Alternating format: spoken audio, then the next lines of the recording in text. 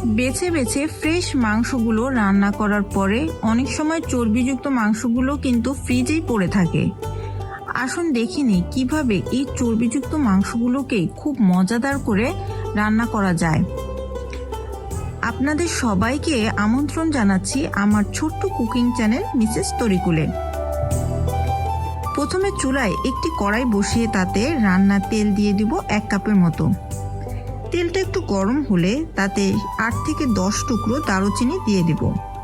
2-3 মিনিটের মতো ভেজে নেব যাতে সুগন্ধটা তেলের ভিতরে ছড়িয়ে যায়। দিয়ে দেব 1 কাপ পেঁয়াজ কুচি ও 1 চা চামচ লবণ। হালকা বাদামি হওয়া পর্যন্ত পেঁয়াজগুলোকে ভেজে নেব।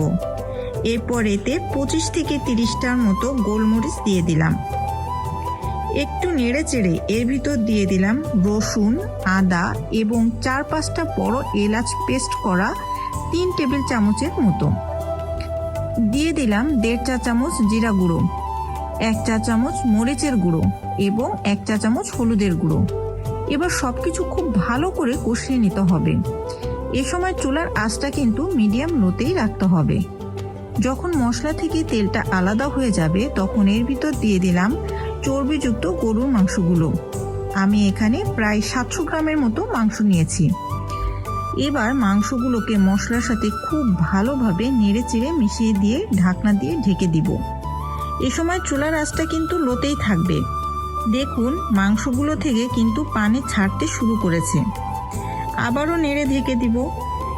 এভাবে ঢাকনা তুলে বেশ কয়েকবার নেড়ে দিব। মাংস থেকে বেশ পানি বের হয়েছে, তাই আমি অতিরিক্ত কোনো পানি অ্যাড করছি না, শুধু মাঝে মাঝে নেড়ে আবার ঢেকে দিয়েছি। এ পর্যায়ে দেখুন মাংস থেকে পানি শুকিয়ে তেল ছেড়ে দিয়েছে। এবার এর ভিতরে দিয়ে দিলাম 15 থেকে 20টা শুকনো ঝালের ফালি।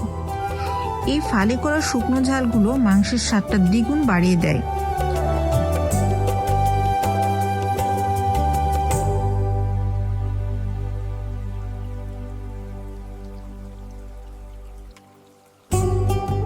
আবারও নেড়েচেড়ে ঢেকে দিব।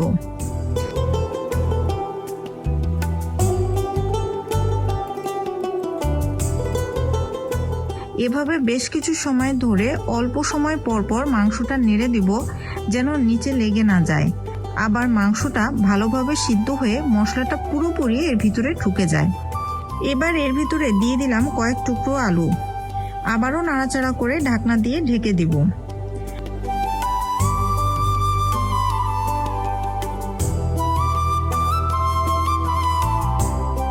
আলু কষানো হয়ে গেলে এর ভিতরে দিয়ে দিলাম 2 কাপ পরিমাণ পানি।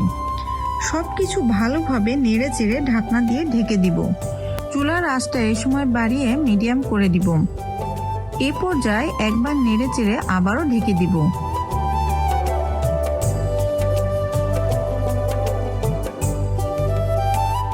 ঝোলটা একটু মাখো মাখো হয়ে আসলে ভাজা জিরার গুঁড়া দিয়ে চুলা থেকে নামিয়ে ফেলবো। দেখুন কালারটা কত সুন্দর এসেছে, দেখলেই যেন খেতে ইচ্ছা করে। এটি ভাত কিংবা রুটি পরোটা দিয়ে খেতে দারুণ লাগে। ভিডিওটি পছন্দ হলে লাইক, শেয়ার এবং কমেন্ট করে পাশে থাকবেন। ধন্যবাদ।